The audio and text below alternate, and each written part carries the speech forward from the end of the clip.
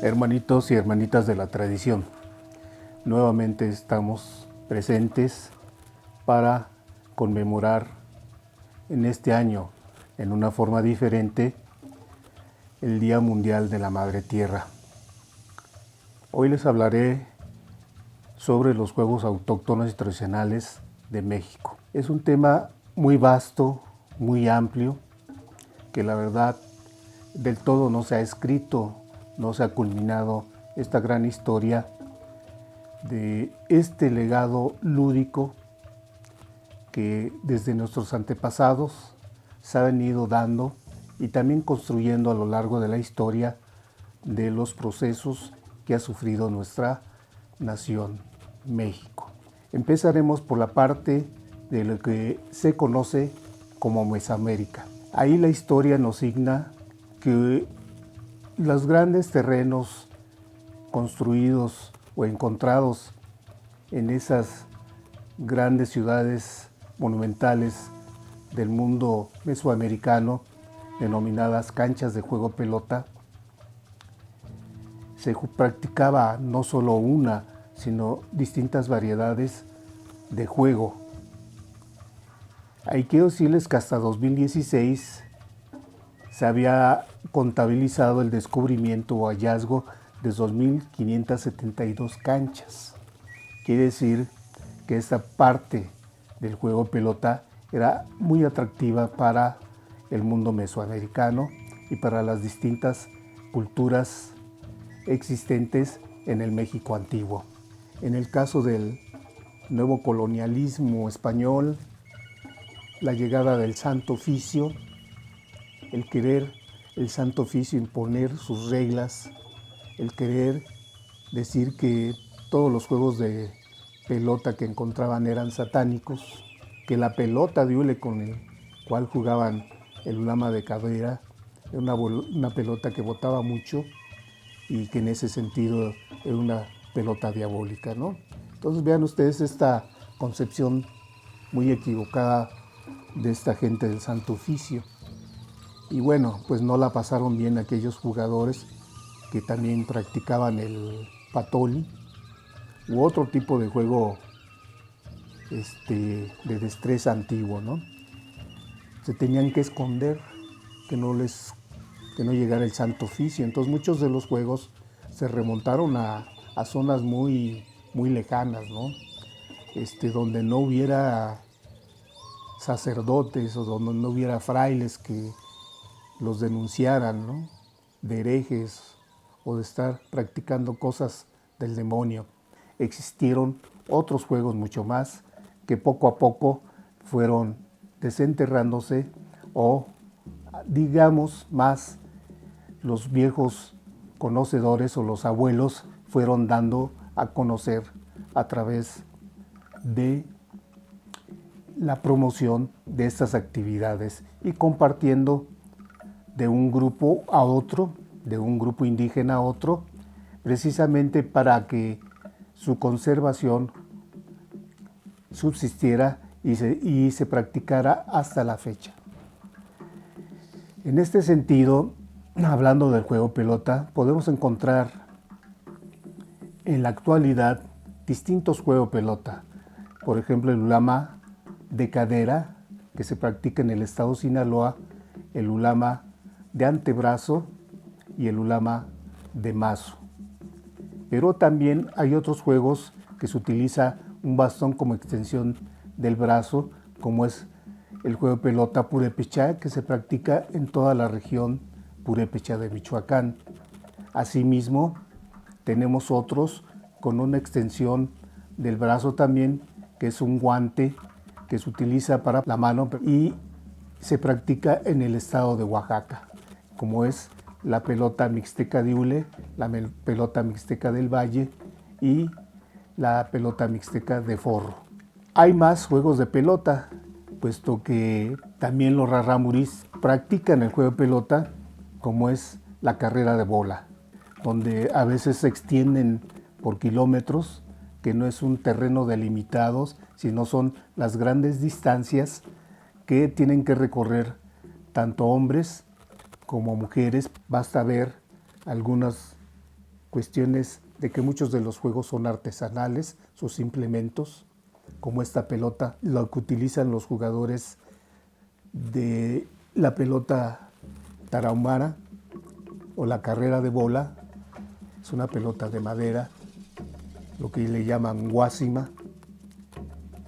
Y por ejemplo, esta pelota también es artesanal, hecha por los jugadores de pelota purépecha, no solamente de Michoacán, sino de otros estados de la República.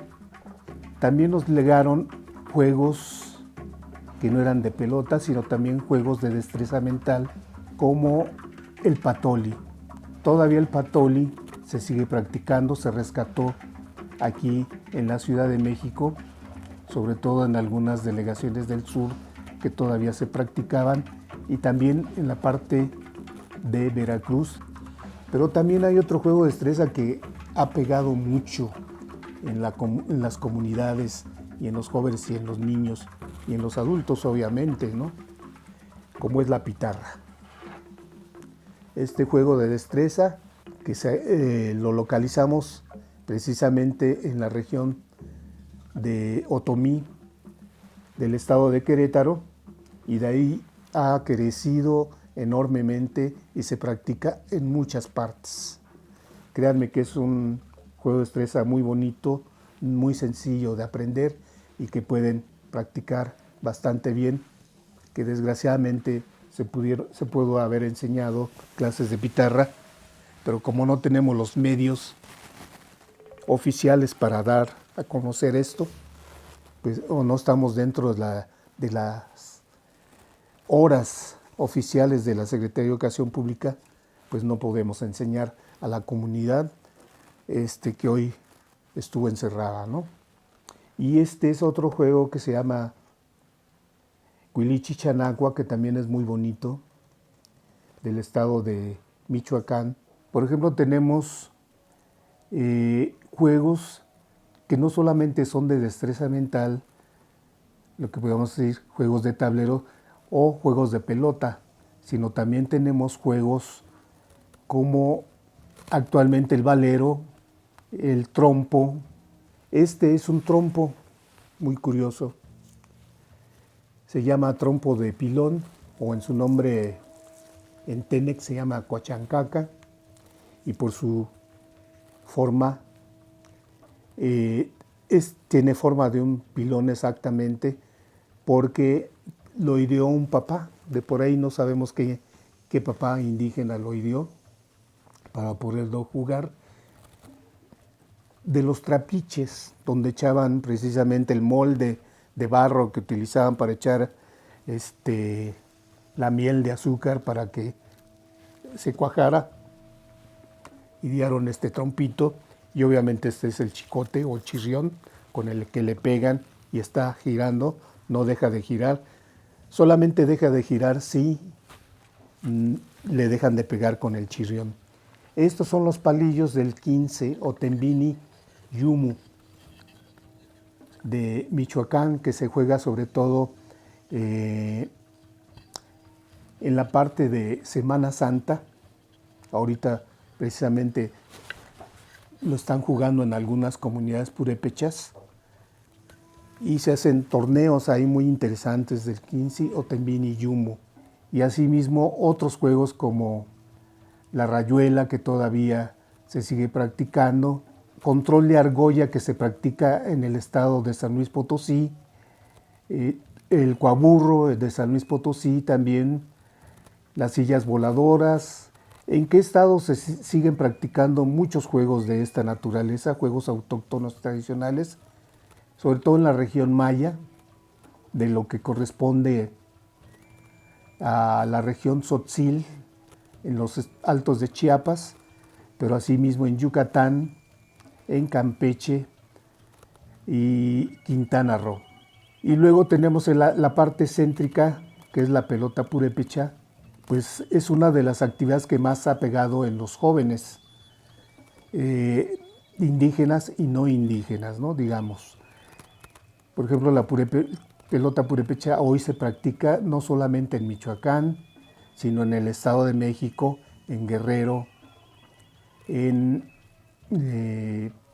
Querétaro, en Nuevo León, en San Luis Potosí y también hoy tratan de jugarlo en el estado de Chihuahua.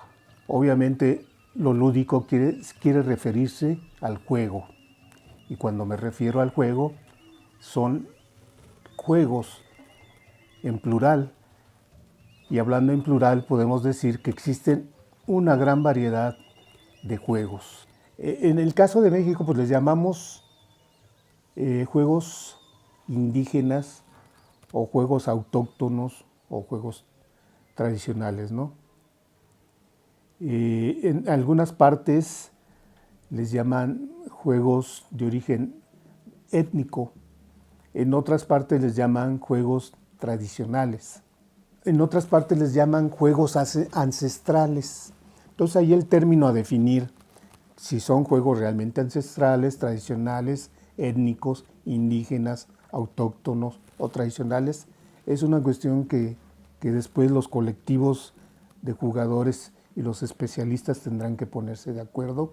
Cuando esta universalidad del juego vaya creciendo más en un término de organicidad, en un término de organización, porque ya se está dando, y este es el gran aporte y la lucha que muchos de nosotros, pues sí, como precursores hemos estado dando en esta gran lucha, no solamente a nivel nacional, sino también a nivel de América Latina y ahora en el resto del mundo, ¿no? En el caso muy concreto de los juegos que están directamente vinculados con la naturaleza, pues son los juegos de Michoacán. Esta pelota que hoy es de trapo, en su corazón es trapo y cordel. Anteriormente era hecha de un capullo de mariposa. De capullos de mariposa la iban integrando hasta hacer la pelota redonda. Pero desgraciadamente ahí sí la pelota, más bien el material con que se elaboraba esta pelota, que era una que se llamaba mariposa sanangueta, el capullo de la mariposa sanangueta, esta especie se fue perdiendo desgraciadamente del entorno ecológico y tuvieron que idear para no dejar de jugar, utilizar ya el reciclable, ¿no? En esta parte, por ejemplo, de la pitarra, es increíble, pero pues lo jugaban posiblemente en la tierra, sí, hacían los diagramas en la tierra y con algunas piedritas, pero en medida en que se va saliendo de la propia comunidad y pues tratan de mejorar el que ya no sea en el piso, pues la madera es útil, ¿no? Para poder hacer un tablero del juego de la pitarra, o en este caso, como les decía, ¿no? Este juego también primero lo practicaron en la tierra y después empezaron, como había mucho venado hace mucho tiempo en la región boscosa de Michoacán, pues utilizaban las pieles de venado para poder realizar el tablero ahí. Y obviamente ya ahorita pues ya está prohibido la caza de venado, todos respetan mucho de la naturaleza y obviamente utilizan un tablero de madera. Porque bueno, Michoacán es rico en madera, ¿no? Pues son comunidades que están más apegadas a la tierra, ¿no? Y obviamente no se puede alterar muchas cosas de la madre tierra porque repercuta muchas veces en estos grupos. Lo que hacen las sociedades modernas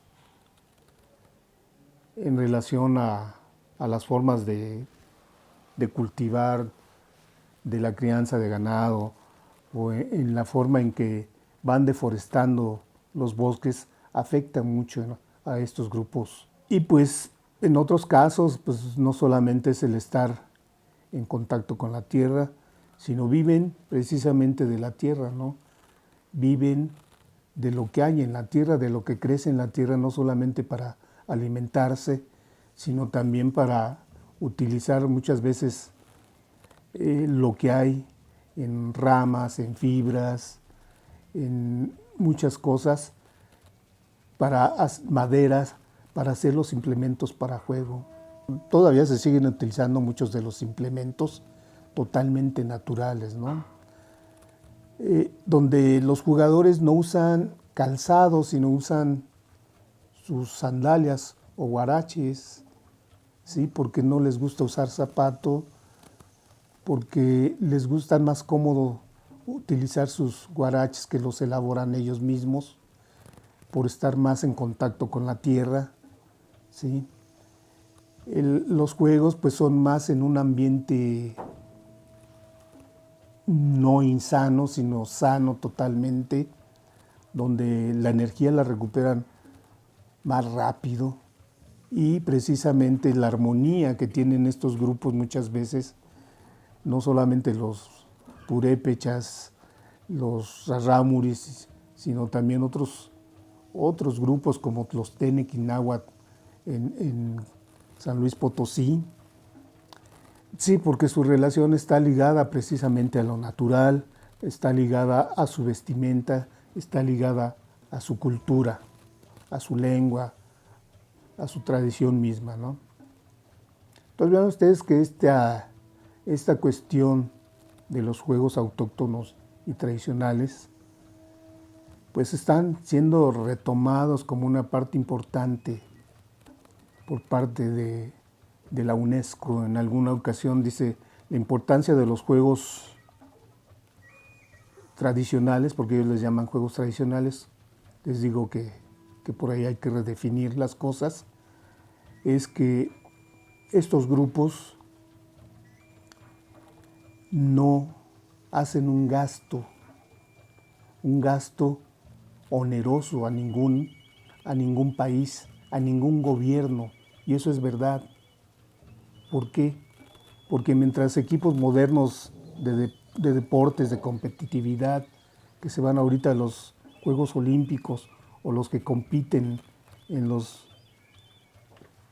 todos estos torneos mundiales de fútbol o de otro tipo de actividades, juegan con uniformes, juegan con zapatos, juegan con implementos demasiado caros, ¿sí?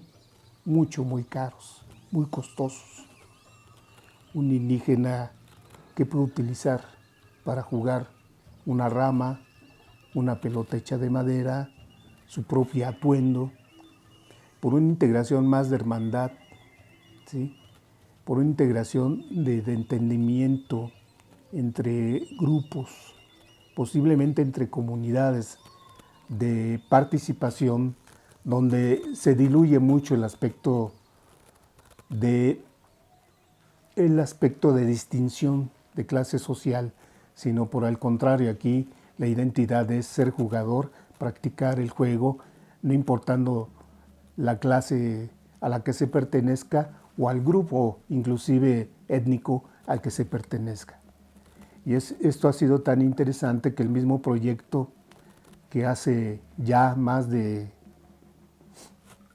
30 años que se llevó a cabo adelante este proyecto con los juegos de pelota en México, pues decidimos trasladar el proyecto hacia otros juegos y hacia otras comunidades que no practicaban los juegos de pelota, pero sí tenían sus juegos propios. Lo más interesante es que los viejos de tradición, como decimos, y esto es lo más importante y lo más rico, que los viejos de tradición, por ser viejos, conservan muchos conocimientos, y estos conocimientos también en el juego fueron dados a conocer, se dieron a impartir la misma capacidad de jugar, de adquirir el conocimiento y de confrontarse en un juego hermandad. Entonces, lo más interesante de todo esto es que se construyó y se reforzó todo un proyecto que hoy se llama Federación Mexicana de Juegos y Deportes Autóctonos y Tradicionales, que es una asociación civil con 31 años de vida y que me parece muy importante. Es un proyecto único en todo el mundo, único en América Latina, que hoy se convierte en un modelo para ser seguido por otros países hermanos que también tienen sus pueblos indígenas, que también tienen sus juegos propios, pero que estamos buscando la forma de compartir juegos semejantes o iguales para poder realizar estos eventos de manera global. Y en este sentido, sí resistir a los procesos de aculturación y resistir a los procesos de la globalización. Desafortunadamente los tiempos son muy cortos y ahora virtualmente mucho más, ¿no? Pero me da mucho gusto estar en contacto con todos ustedes, hermanos y hermanas de la tradición. Cerraría con una frase maya que dice Kunmuch Lacom Baxal, que significa unidos por el juego. Así como esta palabra para nosotros es muy significativa, yo creo que hay muchos, no solamente para la danza, sino también para las cuestiones de curación, para las cuestiones de otro tipo de conocimiento tradicional, que son muy importantes, ¿no? Para construir sociedades o comunidades muy sólidas, que no sean fácilmente penetrables, que no sean fácilmente trastocadas y que puedan ser disgregadas, porque ese es el peligro que se puede correr. Y por eso yo digo, también existe una universalidad en el juego, y si está como se da en otras cosas, ¿no? En la danza, en la música, en la lengua, en tantas expresiones de nuestras costumbres y tradiciones, que si no nos unimos, pues ahí el riesgo es latente. Muchas gracias.